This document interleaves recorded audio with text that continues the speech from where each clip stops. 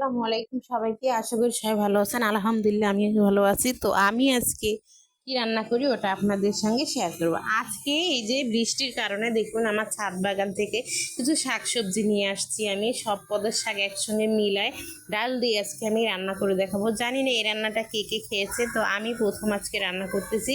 তো ভালো লাগলে অবশ্যই আপনারা জানাবেন আমাকে। তো এখানে সব ধরনের মশলা আমি দিয়ে দিয়েছি। তো দেখুন এই যে বৃষ্টি, এত পানি, বাসার ভিতরে এত পানি হয়ে গেছে, তো বাহিরে যে কত পানি হবে তা তো বোঝা মুশকিল।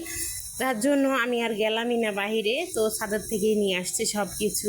অনেক পানি হয়ে গেছে 2 দিনের বৃষ্টিতেই, আসলে 2 দিন না, এক রাত একদিন বৃষ্টি হয় এত পানি। আর যদি 2-1 দিন থাকে তাহলে তো এই যে রুমগুলো তো পানি ওঠার সম্ভাবনা থাকতে পারে। তাই ভেবে আমি এত কিছু চিন্তা না করে ভাবলাম যে তো আজকে আমি একটু দেখাইও দেই আমার বন্ধুদেরকে যে আমাদের এখানে কত বৃষ্টি। দেখুন এই যে রিমঝিম করে বৃষ্টি পড়তেই আছে, আর এদিকে আমি রান্না বসাই কিন্তু দিয়ে দিয়েছি চুলায়। তো এই তো দেখুন আমার তরকারিটা চুলায় দেওয়ার পরে একটু সিদ্ধ হয়ে গেছে। তারপরে এই যে আবারও একটু দেখাই দিচ্ছি। তো এভাবে আমি ডাল দিয়েছি, অবশ্যই ডালটা একটু সিদ্ধ হতে সময় লাগবে, যার কারণে একটু সময় নিয়ে আমি সিদ্ধ করতেছি। আর শাকসবজি তো কিন্তু সিদ্ধ করতে একটু সময় লাগে না, খুব তাড়াতাড়ি সিদ্ধ হয়ে যায়। ডালটার জন্য একটু সময় লাগতেছে আমার রান্না করতে। তবুও তো আপনাদেরকে যতটুকু পারতেছি অতটুকুই আমি দেখাই দিচ্ছি। দেখুন এই যে একদম পানিটা শুকিয়ে গেছে, কিন্তু আরেকটু সিদ্ধ হবে।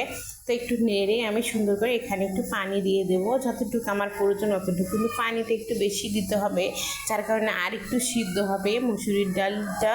আর সবজিগুলো একটু সিদ্ধ হতে হবে, এজন্য একটু পানিটা আমি বেশি দিয়ে দিয়েছি। তো পানি দেওয়ার পরে এই তো হয়ে গেছে। এখন এই যে ডালটা দেখুন সিদ্ধ হয়নি, তো এখন আমি আবারও জাল করে নিচ্ছি কিছুক্ষণের জন্য। জাল করার পরেই তো অনেক সুন্দর সিদ্ধ হয়ে গেছে। তো এখন আমি এটা বাগার দিয়ে দেব। তো বাগার দেওয়ার জন্য এখানে আমি কি নিয়ে নিচ্ছি সবটুকু আপনাদেরকে দেখিয়ে দেব। আর বৃষ্টি দেখে আমার ছেলে মেয়ে তো খুবই খুশি, তো ওরা খুশির ঠেলায় গেছে বৃষ্টি দেখতে, আর চিল্লাচিল্লি করতেছে। তারপরে তো দেখুন তরকারিটা আমার হয়ে গেছে। এই তো রসুন পেঁয়াজ শুকনো মরিচ একসঙ্গে দিয়ে ভেজে নিয়ে এখন আমি বাগার দিয়ে দিলাম। তো লাস্টে কিন্তু তরকারি একটু বাগার দিলে অন্যরকম একটা গ্রান আসে।